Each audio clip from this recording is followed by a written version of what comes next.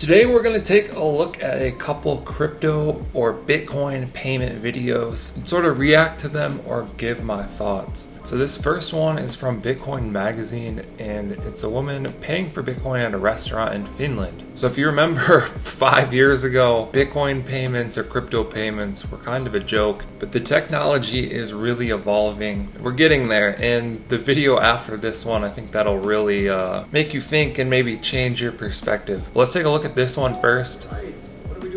She's walking up to the cash register, attempting to pay in Bitcoin. So it looks like the restaurant person puts in the price and pulls up the code, and then she's paying from her wallet on her phone. Taps OK.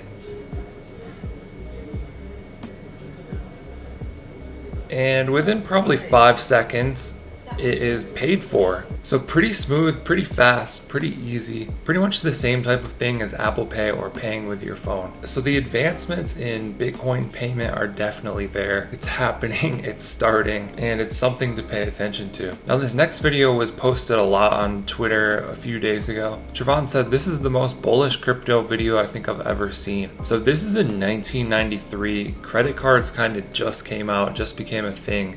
And they're asking people in Burger King what they think.